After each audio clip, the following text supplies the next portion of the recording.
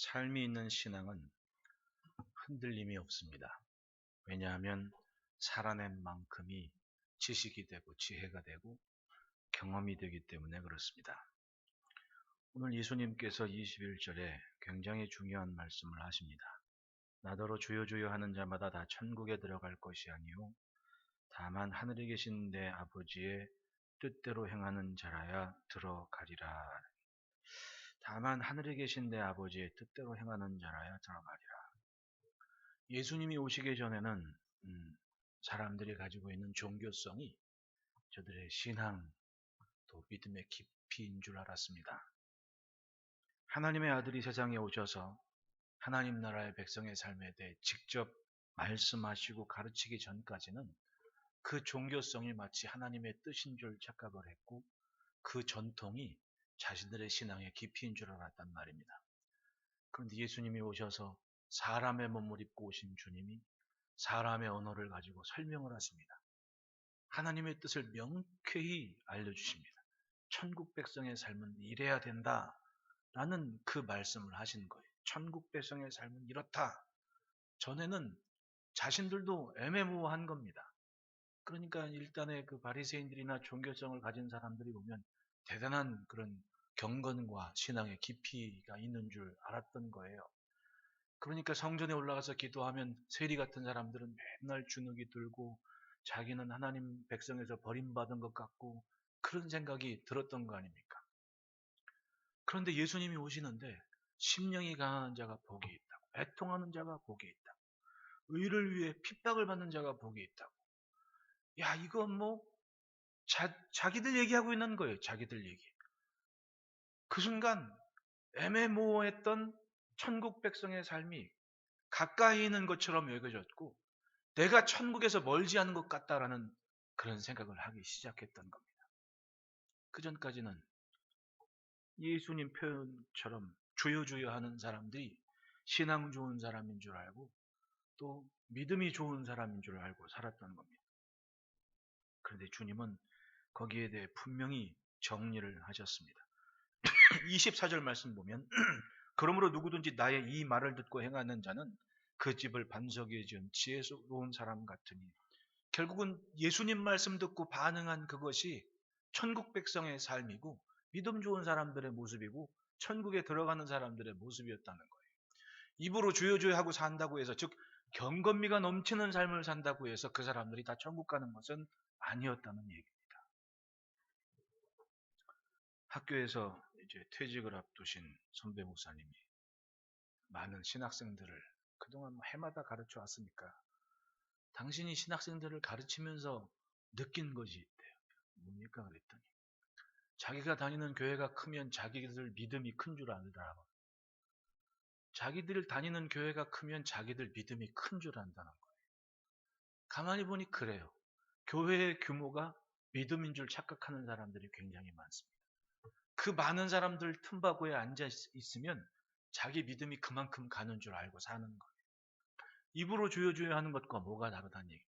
외형은 갖춰진 것 같아요. 그런데 예수님 말씀하시기를 입으로 주여 주여 하는 자마다 다 천국에 들어갈 것이 아니에요. 그런가 하면 아주 많은 큰 교회를 심호하는 목사님이 그런 얘기를 해요. 여기 수천 명 앉아 있는데 11조 하는 사람들이 많지 않다는 얘기를 해요. 그러면 거기 앉아 있는 사람들은 뭐냐는 얘기입니다, 도대체. 여기 수천 명 앉아 있는데 교회 섬기는 헌신 있는 사람들은 20%도 안 된다는 얘기를 해요. 그러면 그 나머지 사람들은 뭐였습니까? 예, 여기에는 선배 목사님 말씀처럼 교회 큰 데 있으니까 자기 믿음이 큰 줄 알고 사는 겁니다. 그런데 결국은 천국문 앞에서 그런 삶은 갈라지는 거예요. 주님이 보시는 것이 뭐였습니까? 규모가 아니었습니다. 나의 이 말을 듣고 행하는 자, 즉 주님의 말씀을 믿고 받아들인 대로 한 걸음씩 가는 그 사람이 천국에 들어가는 사람의 모습이라는 거예요. 하나님의 뜻과는 상관없이 주여 주여 찾으면서 종교적 경건미에 빠져있는 그런 사람들이 천국문하고는 상관이 없는 사람들이 아무리 병을 고치고 기적을 행하고 선지자 노릇을 했다 하더라도 그 사람들이 천국에 들어가는 사람은 아니라고 예수님께서 직접 말씀을 하고 계시는 겁니다. 우리가 사는 세상을 보십시오. 우리는 항상 마지막을 생각하며 살아야 됩니다. 언제 주님 오실지 어떻게 합니까? 우리가 예배 마치고 문 열고 나가는데 주님이 오셨다. 끝 아닙니까? 그 시간에 주여 나는 세상에서 주님 말씀하신 이것 한 가지 지키고 왔습니다라고 말은 할 수 있어야 될 거 아니에요. 그것이 바로 삶입니다. 살아내는 삶. 하나를 듣고 한 발자국 가고 둘을 듣고 두 발자국 가고 이 삶이 없으면 천국 백성이 아니라는 얘기 아닙니까? 천국에 들어가는 삶은 그래요. 막연하지 않습니다. 나의 이 말을 듣고 행하는 자, 주의 말씀, 주의 음성 듣고 한 걸음씩 한 걸음씩 가는 삶이 있으면 그 사람은 비가 오고 바람이 불고 홍수가 난다 할지라도 흔들리지 않고 요동하지 않는 삶을 사는 겁니다. 왜냐하면 살아낸 만큼은 지식이 되고 지혜가 되기 때문에 그러는 거예요. 따라합시다. 심판의 날은 있다. 항상 마지막 날에도 오늘 같을까? 내가 자신하고 자부하는 것이 먼 훗날이 언제인지는 모르지만 주님 앞에 섰을 때도 여전히 그런 마음을 갖고 있을까? 그런 자세로 있을까? 우리는 심각하게 생각을 하고 성찰을 하고 살아야 됩니다. 가장 힘겨운 때 나오는 내 소리가 내 영의 상태예요. 안 그래요? 내가 정말 편할 때는 모릅니다. 매일 허구한 날 1년 12달 중에 한번 봄, 여름, 가을, 겨울 부흥 사경회 하고 기도회 하고 철야 집회하고 그럴 땐 몰라요. 왜? 항상 은혜가 있으니까. 근데 가장 힘든 시간에 과연 그 은혜 받은 상태의 모습이 지켜지고 있느냐는 얘기입니다. 은혜가 말랐을 때 정말 나만 남았을 때 내 입에서 나오는 소리가 찬송인지 아니면 속상하면 속상한 대로 그걸 다 읊조리고 사는지 그게 곧 영의 상태 아닙니까? 메마른 땅을 산다 할지라도 늘 풍성한 주연에 젖어있는 심령이라면 그것이 하나님 앞에 살아가는 순전한 삶이잖아요. 가물면 가물다고 난리고 홍수가 나면 홍수가 났다고 난리고 과연 그 영이 온전한 상태겠습니까 여러분? 평안할 땐 몰라요. 다 경건미가 있고 다 주여 주여 하고 다 할렐루야 하고 사는 겁니다. 속상할 때는. 그게 솔직한 내 모습 아닙니까? 그래서 광야 40년의 훈련이 대단했다는 얘기를 하는 겁니다. 예. 하루 일과 끝나고 해 떨어지고 집에 들어가서 잠을 자는데 항아리가 비어있는 거예요. 그 빈 항아리를 갖고 편안히 잠을 잘 수 있는 사람이 몇이나 되겠냐고. 하나님께서 사랑하는 자에게 잠을 주신다고. 그 빈 항아리를 보고도 잠을 잘 수 있는 사람은 하나님의 사랑을 확증하고 확신하고 믿는 사람이 아니면 잠청할 수가 없지요. 왜? 당장에 눈 뜨면 내 식구들 먹을 쌀이 없는데 만나가 없는데 처음에는 그걸 몰랐습니다. 그래서 이틀 찍었고 3을 걸었다가 온 집안에 썩은 내가 진동을 한 겁니다. 하나님께서 원하시는 것이 뭐였습니까? 말씀하신 그대로 믿고 한 걸음이면 한 걸음, 하루면 하루, 이틀이면 이틀 그렇게 사는 거 아니에요. 그것이 하나님께서 원하시는 천국 백성의 삶이었다는 얘기입니다. 가장 빈곤할 때, 가장 어려울 때, 가장 속상할 때 그때도 여전히 찬송하고 그때도 여전히 할렐루야 할 수 있는 그 사람. 그 사람들을 만들기 위해 40년 동안 하나님은 광야에 이스라엘을 두셨던 거예요. 결국은 천국은 종교적으로 성공해 보이고 큰 능력을 나타냈는가 그것으로 판가름되는 것이 아니었습니다. 최종적인 순간에는 결국은 내가 듣고 믿은 그 하나님의 말씀에 반응한 삶이 있었느냐 없었느냐 그것이 천국에 들어가는 기준이 됐다는 얘기입니다. 나더러 주여 주여 하는 자마다 다 천국에 들어갈 것이 아니요 다만 하늘에 계신 내 아버지의 뜻대로 행하는 자라야 들어가리라. 그 뜻대로 살았는가? 그 말씀 붙잡고 살아가는가? 몰랐을 때는 상관없습니다. 그래 들은 다음 그 삶이 있느냐는 거예요. 어릴 적에 애들이 막 공부하고 중요한 거 아니에요. 애들 때 책 한 자를 더 봐야 그게 기억에 남죠. 제가 집사람이 저한테 깜짝 놀라는 게 있어요. 아니 어떻게 그 노래 가사를 하냐고. 심심하면 집에서 있으면서 심심하면 집사람이랑 있다가 노래 부르거든요. 바다의 왕자 마린보이 이러면 그걸 가사를 여태 기억하냐고 그렇게 물어요. 가사를 여태 기억하냐고. 그 노래만 합니까? 제가 꽃순이를 아시나요도 알아요. 그 가사를 여태 알고 있냐고. 어떻게 나도 모르게 기억이 나네? 이유가 뭐겠어요?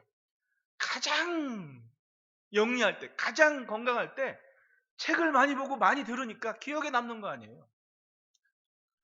제가 그걸 위기의식을 느끼는 게 뭐냐. 목사가 위기의식을 느낄 때가 언제냐면 책을 읽는데 진도가 안 나가는 거예요.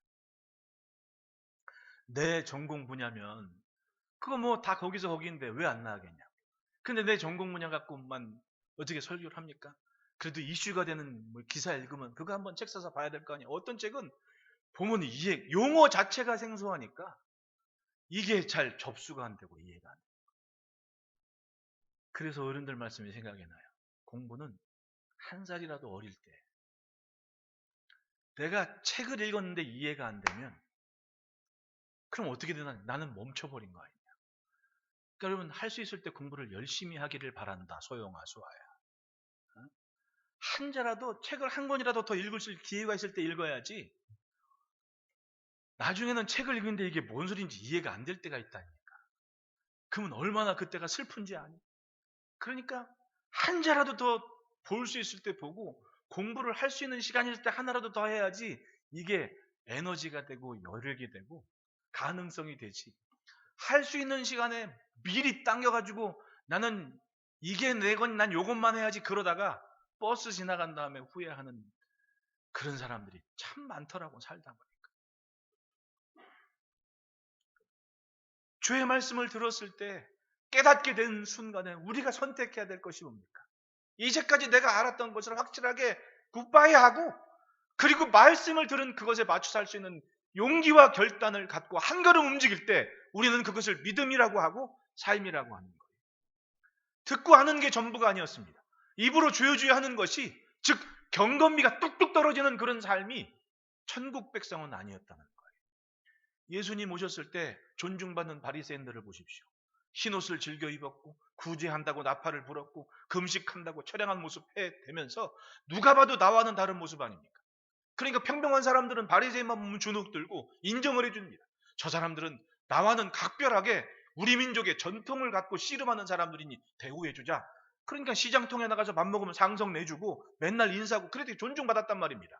그런데 어느 날 예수님이 오셔가지고 그런 바리새인들 옆에 데리고 일을 한 것이 아니라 갈릴리 어부들 데리고 다니면서 천국 말씀하시는데 야 이게 천국 백성의 저 모습이 아니라 지금 나가 별반 차이가 없으면 내가 곧 천국 백성의 삶이 아니냐. 그 말씀에 은혜 받아가지고 엄청 많은 사람들이 예수님을 따라다녔던 거예요.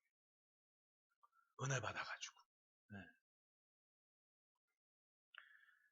들려진 말씀이 내 경험과 맞지 않을 때가 있어요. 그때 어떻게 해야 됩니까? 뭘 고집해야 돼요? 말씀이었다면 우리는 살아온 이제까지의 삶을 과감하게 던지고 들은 말씀을 향해 내딛는 한 발짝이라도 가는 그런 용기를 가져야죠. 베드로가 그걸 잘한 거예요. 네? 어느 날 예수님이 오셔가지고 날 밝아가지고 그물 정리하려고 그러는데 예수님의 배 오른 다음에 배를 좀 띄라고 그리고 신나게 말씀하시는데 사람들이 막 은혜를 받습니다. 그리고 말씀 마친 다음에 베드로한테 얘기를 해요. 깊은 데 가서 그물을 내리자. 그때 베드로가 뭐라고 얘기를 해요? 선생님, 우리들이 밤이 새도록 수고를 했으되 잡은 것이 없지만은 말씀에 의지하여 내가 그물을 내립니다. 즉, 내 경험상 이제까지 수고한 대로 이제까지 고기를 잡아온 경험상 고기 없는 시간이지만 그 몇 시간 동안 선생님 말씀 들어보니까 내가 선생님이 말씀하시니까 내가 좀 따르겠습니다. 그리고 갔던 거예요. 고기가 잡혔어요, 안 잡혔어요? 그물이 찢어질 만큼 고기가 잡혀가지고 옆에 있는 친구들 배까지 같이 불러가지고 저 고기를 담았다고 얘기를 해요. 예수님은 그를 인정했습니다. 내 경험과 지식에 따라서는 영 아니올시다지만은 지금 주님이 말씀하시니 주의 말씀이 내 가슴을 때리니 나는 이제 주의 말씀 맞춰 살겠습니다라고 한 걸음 옮겨봤더니 있을 수 없었던 일이 일어나고 말았던 거예요. 할렐루야. 말씀에 따르는 삶의 모습은 주님께서 책임지실 이유가 돼요. 바로 그런 삶은 비가 오나 바람이 부나 홍수가 나도 변함없이 요동없이 견고한 그러한 지탱을 할 수 있는 그런 믿음이 되는 겁니다. 우리 요즘 팬데믹이 2년째 지나가는 거예요. 여러분 100살까지 사시는 분들은 그 100살 중에 2년이 뚝 사라지는 거예요. 이것저것 아무런 지극히 제한을 경험하는 사람의 힘으로 어찌할 수 없는 일들이 일어나고 있습니다. 모르니까 일단 지킬 건 지키고 살아야 될 거 아니에요. 그리고 봤더니 세계에서 내놓으라 하는 나라들이 앞다퉈 다 며칠 전에 플로리다에서 아파트가 무너졌잖아요. 네? 그 참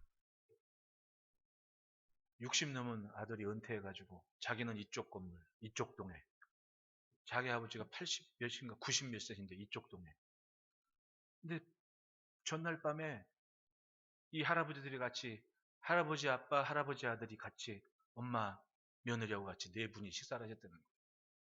그리고 안녕히 주무시라고 아빠 빠이빠이 한 다음에 이 60 넘은 아들하고 며느리는 옆에 동 자기 집에 가서 잠을 잔 거예요. 근데 그 아빠하고 저 엄마는 건물이 무너져가지고 침대에서 두 분이 나란히 손잡고 주무시다가 그러고 돌아가신 거예요. 그게 사람 사는 거예요. 근데 그것이 세계 최고라고 얘기하는 미국 최고의 휴양 도시인 플로리다에서 일어난 거예요. 사람이 그동안 자랑해왔고 자부해왔던 것이 한순간에 아무것도 아닐 수도 있다는 그런 시대를 지금 살아요. 우리는. 뭔들 내일을 장담한다고 뭘로 보장할 거예요? 내가 자랑했던 그런 경건미가 천국과는 상관이 없는 거였습니다. 오늘 내 모습이 어떠하든 말씀 듣고 한 발자국 가는 그 사람이 정말 천국문에 들어갈 수 있는 사람이라고 예수님이 말씀하고 계시는 겁니다. 그러니 여러분 어떤 모습에서 견고한 반석 위에 집을 짓는 사람은 말씀을 따라가는 사람인 거예요. 우리 그 믿음으로 삽시다. 그러므로 첫째 따라합시다. 말씀으로 나를 설득하자. 24절 보십시오. 그러므로 누구든지 나의 이 말을 듣고 행하는 자는 나의 이 말을 듣고 행하는 자는 그 집을 반석 위에 지은 지혜로운 사람 같으니. 믿음은 내가 좋아하는 것을 확신하는 게 아니에요. 예? 내 생각을 자꾸만 하나님의 뜻에 맞춰가는 거고 들은 말씀에 맞춰가는 것이 그게 믿음이라고 하는 겁니다. 스스로를 훈련하고 자신을 채찍질해 갑니다. 어떤 것에?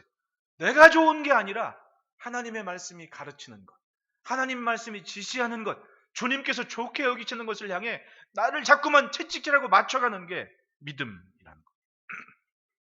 예수님 당시에 주님 곁에는 두 부류의 제자들이 있었습니다. 하나는 모든 것을 버려두고 주님을 쫓은 사람들. 예수님 만나고 말씀 들어봤더니 내가 이제껏 살아온 것보다는 그 말씀에 확 맞추는 게 나아. 사람을 낚는 어부가 되게 하시겠다고 다 믿어. 그리고는 주님을 따랐습니다. 고기 배도 버리고 그물 걷는 거 난 다 내동댕이 치고 주님 쫓아다닌 겁니다. 결단을 했습니다. 이제는 주님 만나기 전과 후가 달라졌어요. 주님 만나기 전은 내가 알고 있는 경험을 떠나지를 못했습니다. 그러니까 바로 누가복음 5장에도 내가 밤이 새도록 고기를 잡았는데 한마디도 잡질 못했다고. 근데 지금 말씀하시니까 선생님 체면 봐서 내가 그물을 내리겠다고. 이 순간까지도 자기 경험을 의지했는데 바로 주님 만나고 말씀 들은 이후에는 갈등을 합니다. 어떻게 살아야 될지. 그래도 선생님 말씀인데 그리고 들었단 말이에요. 난리가 났습니다. 그리고는 결정하죠. 난 이제 사람 낚는 어부가 되겠다고. 예수님 따라 난. 그게 제자들이에요. 마태 세금 걷다가 나를 따르라 하니까 그것 빠이빠이 하고 따라 나선 제자 아닙니까? 그렇게 모든 것을 버려두고 주님을 쫓은 사람들. 그런가 하면 좋아서 따라다니는 사람들이 있어요. 좋아서. 연예인들 얘기면 팬들이 어마어마한 거지. 왜 좋거든. 예수님이 오셔서 보리떡 5장하고 물고기 2마리를 가지고 기도하셨습니다. 그리고 수천 명이 먹고도 남았다고 얘기를 해요. 그 떡 먹어본 사람이 멀리 가겠어요? 안 가겠어요? 완전히 팬 됐어요. 완전히 주님은 최고야. 이 곁에 있으면 굶어 죽진 않아. 농사 안 줘도 돼. 주님 기도 한 방이면 먹고 살아. 수천 명이 그 주님 곁을 운집해 있었습니다. 모두가 다 믿는 사람들이었습니까? 아니었어요. 결국은 마지막에 판가름 났습니다. 가장 절박한 시간. 내가 그렇게 따랐던 예수님이 십자가를 짊어지고 죽으셨던 그 시간에 과연 그분이 전한 말씀을 가지고 믿고 기다리는 사람은 몇 명이었습니까? 사도행전을 보면 딱 120명 남았다 그래요. 그러면 떡 먹고 좋아가지고 좋아를 했던 사람들은 뭐 때문에 예수님 따랐던 거예요? 내가 좋아서 따랐던 거예요. 나 좋은 얘기하고 있거든. 주변에 늘 상주하면서 그 주님 곁에서 따라다니는 사람들 수천 명이 뿔뿔이 흩어져 버립니다. 정말 말씀을 듣고 믿고 기다렸던 사람들은 120명이었던 거예요. 오늘날은 그렇습니까? 수천 명 중에 한 사람이면 자기도 그만한 줄 알고 착각하고 살아요. 그런데 예수님 말씀하십니다. 나더러 주여 주여 하는 자가 다 천국에 들어가는 것이 아니라 나의 이 말을 듣고 행하는 자가 반석 위에 집을 지은 사람이다. 가만히 보니 달랐습니다. 천국 백성의 삶, 믿음의 삶은 결국은 들은 말씀을 어떻게 반응하고 어떻게 지켜왔느냐. 좋아서 귀 기울이고 듣고 있는 그 사람이 믿음 좋은 사람인 줄 착각하는 그런 세대가 바로 우리가 사는 세대가 아니겠냐고. 네, 조금 힘들면 원망하고 조금 세월이 어수선하면 좋은 얘기가 아니라 안 좋은 교회 귀 기울이고 쫓아가고 불안불안하고 보이지도 않고 다 어떤 삶이에요. 주여주하고 살았단 말입니다. 근데 어느 순간 자기 영의 상태를 알아요. 지금이 그런 때가 아니겠습니까? 한창 부흥하고 성령의 은혜 외치고 다닐 때 여전한 믿음을 가져야 될 거 아니에요. 여전한 믿음. 여전히 입으로는 기대와 축복을 이야기하고 하나님을 기대하는 찬송과 소망의 기도와 메시지가 있어야 될 거 아닙니까? 그런데 말씀은 듣는데 생각과 삶은 저 세상을 따라가고 있는 거예요. 뭡니까? 비가 오고 바람이 불고 홍수가 나니까 같이 도매금으로 휩쓸려 가는 거예요. 예수님의 말씀은 내가 하나님 말씀을 좋아하는가가 기준이 아니었습니다. 좋아하는 것은 헤롯도 좋아했어요. 마가복음 6장을 보면 여러분 헤롯이 어떤 사람이에요? 살로메 때문에 세례요한 목 자른 사람 아닙니까? 근데 성경을 보면 헤롯이 세례요한의 말씀을 듣기를 즐겨했다 그래요. 좋아했다 그래요. 세례요한이 감옥에 갇혔는데 그 감옥까지 헤롯이 찾아가가지고 말씀을 들었다니까요. 여러분 유대인들 감옥이 어때요? 가보셨죠 감옥에? 우리처럼 그렇게 이렇게 구별된 게 아니고 구덩이 깊이 파놓고 던져놓은 거예요. 구덩이 속에 세례요한이 있습니다. 헤롯이 그 왕의 신분으로 거기까지 가가지고 말씀 좀 듣고 싶다고 세례요한이 말을 해준 겁니다. 그 정도였어요 헤롯이. 좋아한 사람입니다. 즐겨한 사람이에요. 근데 믿었어요 안 믿었어요? 좋아는 했지만 믿진 않은 거예요. 결국은 어떡합니까? 세례요한의 목을 자르다. 유다 말년에 마지막 왕이 시드기야였습니다. 그 사람 선지자 예레미야가 그때 있었는데 좋아했어요 안 좋아했어요? 좋아했거든요. 예레미야가 감옥에 갇혔으니까 불러다가 말씀을 들었습니다. 이 시국이 어떤 시국입니까? 야, 하나님이 주시는 것은 재앙이 아니라 미래의 희망을 준 것이다. 아, 그렇습니까? 선지자여, 절대로 신하들하고 장군들한테 나 만났다고 말하지 마십시오. 말하지 마십시오. 나도 위험하고 당신도 위험합니다. 그럼 감옥으로 보냈단 말이에요. 좋아했어요 안 좋아했어요? 좋아했다니까요. 뭐 하기를. 말씀 듣기 좋아했단 말입니다. 믿었어요 안 믿었어요? 안 믿었어요. 결국은 그 끝이 어떻게 됐습니까? 바벨론 군대가 쳐들어와가지고 자기 보는 눈앞에서 두 아들을 참수해버립니다. 그리고 왕의 눈을 빼버렸습니다. 이게 얼마나 지옥 같은 삶이에요. 내가 이 땅에서 볼 수 있는 마지막 시간에 본 것이 내 두 아들이 참수가 되는 장면이었어요. 내 눈이 뽑혔습니다. 눈 없는 상태로 사슬에 묶여가는 그 왕의 모습을 한번 상상을 해보시라고. 이건 살아도 산 게 아닌 거지. 지옥인 거예요. 왜? 마지막 모습이 내 아들이 적군의 칼에 죽는 모습인데. 그게 어떤 사람이라고요? 좋아는 했는데 믿지 않는 사람. 지금도 마찬가지예요. 좋아는 해요. 어디에 어떤 교회 말씀이 기가 막히더라. 어디 교회 보니까 채널 몇 번 다. 저는 하도 이 학생 때 상처를 받아가지고 지금도 기독교 방송은 안 봐요. 죄송합니다. 혹시나 기독교 방송에 관련된 분이 있으신 분은 지금도 안 봐요. 지금도. 네? 그렇게 보는 거 좋아하지도 않아요. 왜냐하면 아니 주일학교 선생님, 집사님이 그때는 지금 같은 때면 동대문에 와가지고 선교회 그거 강습회 하는 선생님들이 가면 거기에 가가지고 전국 선생님들이 다 모이거든. 봉고차 타고.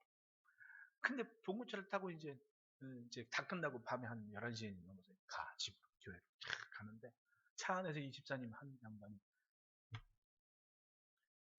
아무개 목사님 설교 들어봤냐고, 기독교 방송에서. 기가 막히더라고. 난 학생이고 그분은 내 앞에 이렇게 앉아있고 그 얘기를 하시는 거예요. 걔네가 저 양반이 평상시에 목사님 자랑을 한 번이라도 했으면 내가 그러냐고 수긍을 할 거야. 내가 같이 교사도 하고 같이 신앙생활하고 그러면서 예배 시간 허구한 날 늦게 들어오고 이런 건 봤는데 자기 목사님 자랑하는 거 한 번도 못 봤거든.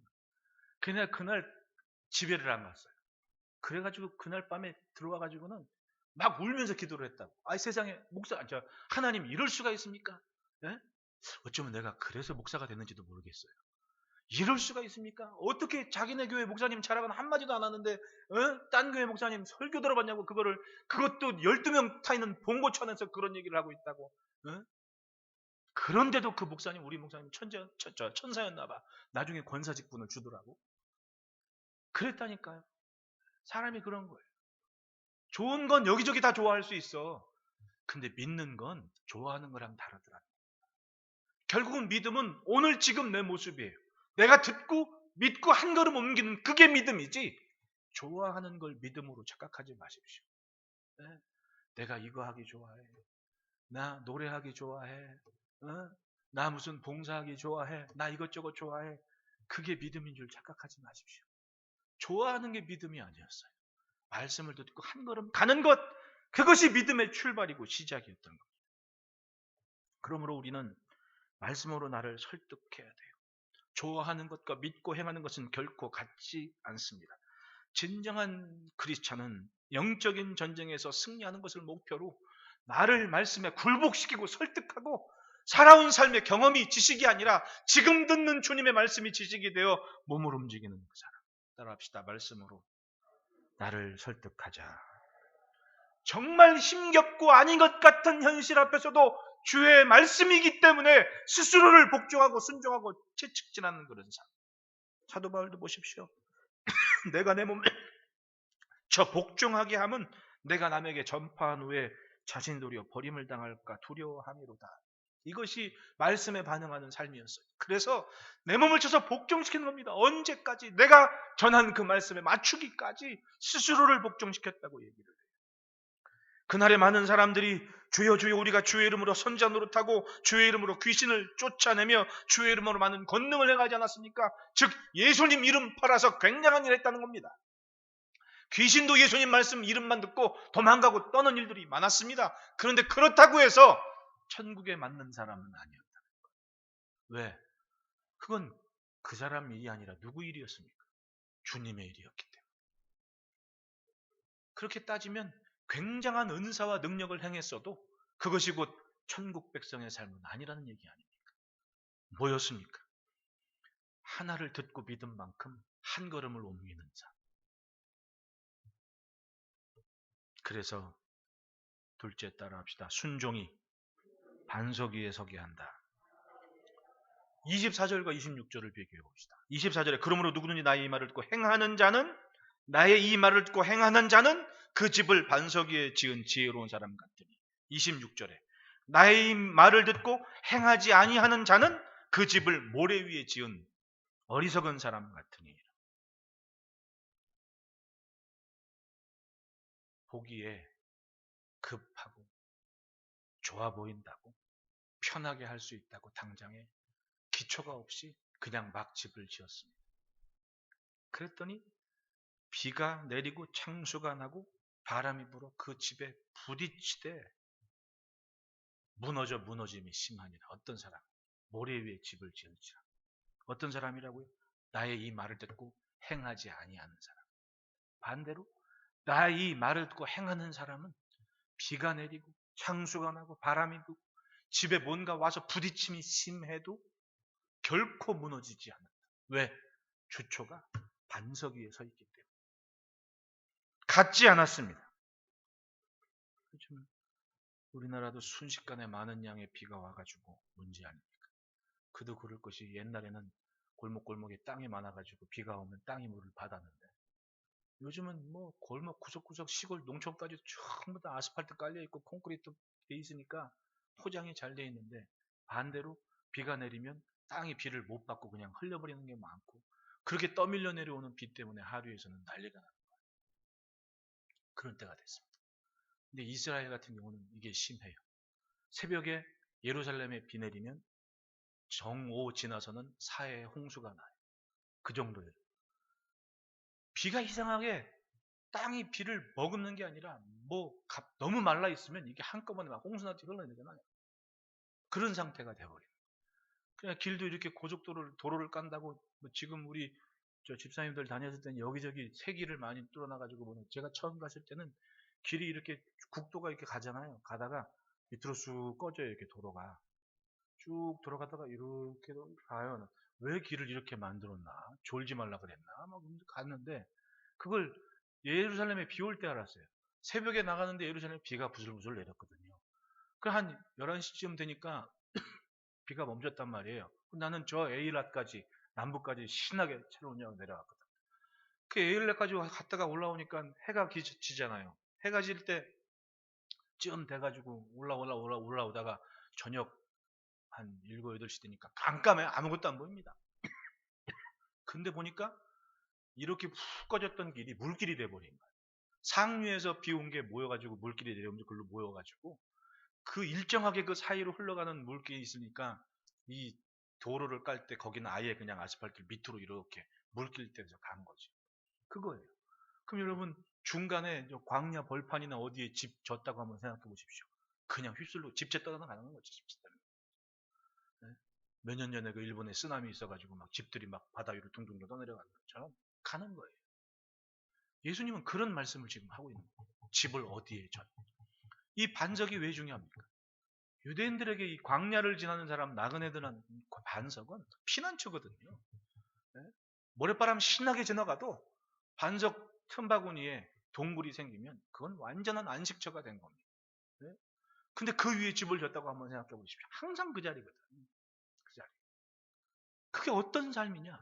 나의 이 말을 듣고 행하는 자는 듣고 믿고 따라 사는 사람들은 그렇게 반석 위에 집을 진다는 얘기입니다. 그 결국은 기초에 신경을 쓴 삶. 믿음의 기초가 뭡니까? 듣고 반응하는 겁니다. 듣고 믿음 만큼 가는 게 믿음의 기초가 되고 그것이 생명의 지식이 된다는 얘기입니다. 누구에게? 나와 내 뒤를 따르는 이들에게. 그래서 지식이 되고 지혜가 되는 겁니다. 살아낸 삶이. 그것은 반석 위에 집을 지은 사람이라는 겁니다. 따라합시다. 기초가 미래다. 반석 위에 집을 짓는 사람은 집보다 기초에 더 신경을 많이 썼습니다. 반석을 찾아내지요. 만들어냅니다. 찾아냅니다. 그 위에 집을 짓는 거예요. 그것이 하는 사람. 겉만 멀쩡해 보이고 좋아 보이면 된다고 그렇게 집을 져버리고 말았던 얘기예요. 이탈리아의 베네치아, 베니스 상에 영화 나오지만 가보신 분들은 참 놀랄 겁니다. 어떻게 도시가 물 위에 있는지. 여러분 568년경에 그 베네치아 지역에 있는 그 부족들이 이제 그 당시에 동북 쪽에서 훈족들이 막 밀려갔잖아요. 훈족들이 쳐들어오면서 훈족을 피하기 위해서 밀고 올라오다가 뻘까지 밀린 겁니다. 그 560년대 이때 살았던 어른들이 식구들 데리고 도망가다가 뻘밭까지 간 거예요. 그리고 자기들 자식들 지키려고, 처자식 지키려면 할 수 없다. 여기다 집 짓고 살아야지. 그러면서 말뚝을 박기 시작했습니다. 저 말뚝 보이죠? 저건 아마 그 후대에 지은 말뚝이겠지만 집이 져 있는 저 집 밑에는 나무통 같은 굉장히 굵은 그런 말뚝들이 그걸 숫자를 표현할 수 있겠냐고. 그걸 박은 거예요. 568년부터 말뚝 박기 시작했습니다. 저 도시가 1200년 이후로 당시에 해상 무역이나 이런 문화의 중심지가 돼버려요. 예? 즉 400년 지나도록 이 양반들이 뭐 한 거예요? 말뚝 박은 거예요. 400년 동안 말뚝박고 집 짓고 말뚝박고 집 짓고. 그러면 어떤 사람은 말뚝 박다가 죽은 사람이 있어요. 400년이니까. 네? 그런데 그렇게 말뚝을 박아내서 기초를 만들어냈더니 400년 지나 사는 자기 후손들은, 증손자 뭐 이렇게 된 후손들은 당시에 이탈리아 반도의 중심이 되는 문화와 물류와 또 재물의 중심지에 살게 만들었다. 뭐가 없었으면 안 됩니까? 기초가 없었으면 꿈도 꿀 수 없는 얘기 아니에요. 근데 반대로 뻘밭 지었지만 기초를 제대로 해놨더니 400년 동안 다진 기초가 세상의 중심이 되게 만들었다. 얼마나 저 동네 사는 사람들이 부자였으면 베니스의 상인이라는 작품까지 만들어졌겠냐. 베네치아가 그만큼 부자가 됐다는 거 아니에요. 네? 대단한 겁니다. 기초란 것이 그거예요. 여러분, 우리가 오늘 살아내는 이 믿음에 반응하는 한 걸음 한 걸음이 나와 내 자녀들에게는 기초가 되는 거예요. 겉보기에 번듯한 것만 쫓아가지 마십시오. 말씀에 반응하는 삶이 중요한 거예요. 그게 뭡니까? 바로 순종입니다. 나의 말을 듣고 행하는 자, 즉 순종하는 사람은 그러므로 따라합시다. 말씀이 나를 바꾸도록 하자. 듣고 또 들어도 자기를 포기하지 못하는 사람이 있어요. 이 알량한 자존심이 나를 버리질 못하는 거예요. 내가 굳이 저 말씀에 따를 게 뭐냐? 자꾸만 쳐냅니다. 결국은 뭐예요? 모래 위에 집 짓고 있는 거예요. 살아온 삶의 경험과 자존심은 있지만은 내가 주의 말씀이라면 깊은 데 가서 금을 내리겠습니다라고 베드로. 아닐지라도 말씀에 순종하는 그 모습은 결국은 예수님 곁에 믿음으로 반응한 것으로 인정하셔서 엄청난 복과 그리고 존재의 가치가 달라지는 위상을 만들게 됩니다. 그러므로 들은 다음에는 맞춰야 되는 거예요. 맞춰야 되는 겁니다. 내가 아는 것보다 주님이 나를 보시는 게 더 많아요. 제가 살면서 참 사람이 아무리 뭐 공부 많이 했다 그래도 그게 참 분야와 모양에 따라 다르구나 하는 걸 언제 느꼈냐면 스케일이 다르더라고, 사람이 생각하는 게. 한창 우리 외곽순환도로 지금 일산에서 구리에서 뭐 이렇게 밑에까지 연결되는 공사할 때 제가 장암동 벌판으로 맨날 출근을 했거든요. 출근이 벌판이었어요. 이래봬도 제가 고추농사도 져봤습니다. 근데 보면은 이쪽에 도봉산, 이쪽에 수락산, 그 벌판이 장암동 벌판이거든요. 거기에 뭐가 지나간다는 거예요? 웅성웅성 되는데 어느 틈엔 가볼까 막 이 안전모 쓰고 다니는 사람이 여기저기 돌아다니는 거예요. 토목기사들이죠. 종이 딱 펼쳐놓고 뭐 하는데 내가 본들 알아요? 근데 말은 뭐 여기에 뭐 교량이 세워지고 막 저 터널이 뚫리고, 아니 저 산이? 그때 지하 한 관정 150m짜리 관정이 가지고 있어가지고 공사장 상주하는 집사님, 물차 집사님이 있었는데 이 집사님이 자기 예배 드릴 곳이 있어야 된다고 맨날 예배 드리러 왔어요. 수요일 금요일 날 예배 드리러 왔거든요. 그 물차 아저씨가 물 저기 뭐 하면서 마실 물 같은 경우는 우리한테 좀 받아가겠다고 해서 맨날 왔다고 예배 드리는 아저씨 집사님이 있었거든요. 야, 진짜 그분들이 1년 다니고 1년 반 다니니까 터널이 뚫리고 교량이 세워지고, 지금 거기 지나보면 그 생각이 나. 야, 이거는 진짜 사람 생각이 스케일이 다르구나. 그러니까 우리 어른들 말처럼 노는 물에 따라 사람이 생각하는 게 다르다고. 다른 거예요. 꿈에도 생각 못했던 것이 눈앞에 딱 있는 겁니다. 그게 나였어요. 아, 그렇구나. 사람이 안다고 자랑할 건 아니고 배웠다고 자랑할 게 아니구나. 네? 내가 모르는 게 훨씬 더 많구나. 하물며 하나님 앞에 서 있는 인간이 오죽했겠습니까? 뭘 자부하고 뭘 자신하겠습니까? 무슨 자존심을 내세워요? 들으면 맞출 수밖에. 그 순종이 결국은 반석 위에 집을 짓는 모습이었어요. 왜? 내가 나를 아는 것보다 하나님이 나를 향한 계획이 훨씬 더 크고 오묘하다는 것을 인정해야 돼요.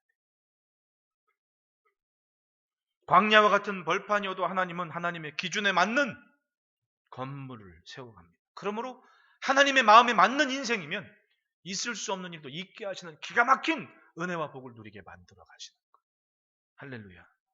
분명히 하나님은 세상과 다른 기준으로 나를 보고 계시고, 그러니까 순종하는 만큼은 나는 반석 위에 집을 짓고 사는 거예요.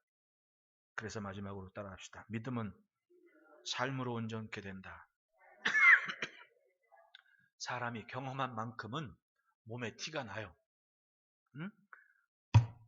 부딪히면 굳은 살이 생기잖아요. 네?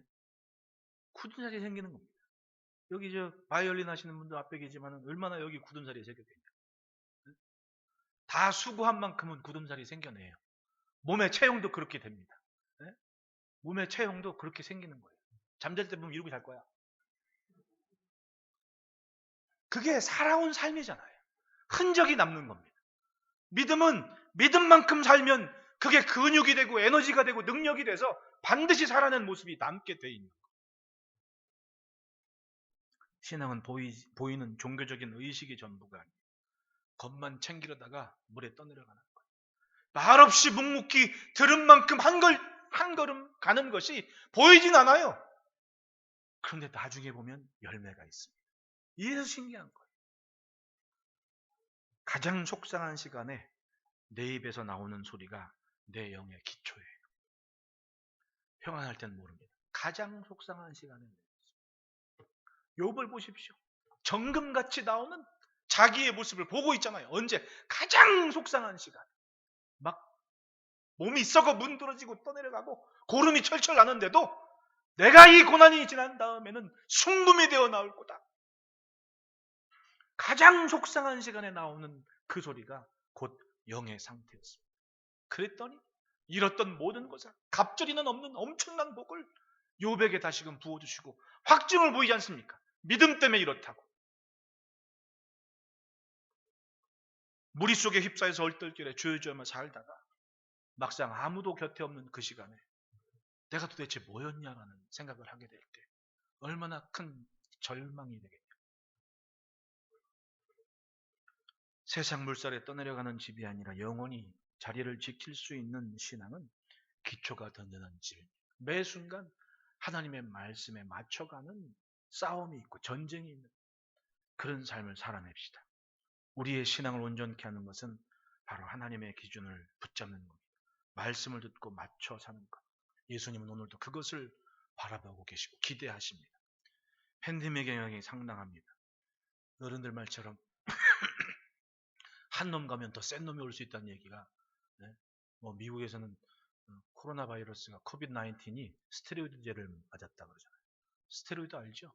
사람이 기운 없을 때 맞으면 반짝하는, 강해졌대. 센 놈이 안 거야, 센 놈이. 그래도 세파에 떠내려가는 부실함이 아니라 항상 생명을 품고 견고함을 지켜가는 그런 신앙생활을 지켜갑시다. 내가 그걸 살아내면 내 뒤에 오는 이들은 생명의 터를 하나 갖고 있는 겁니다. 이만큼 믿었더니, 이렇게 살아냈더니 우리가 이렇게 산다라는 그런 복을 누리시는 은혜가 있기를 축복합니다. 기도하겠습니다. 하나님 아버지 감사합니다. 주의 말씀을 듣고 믿고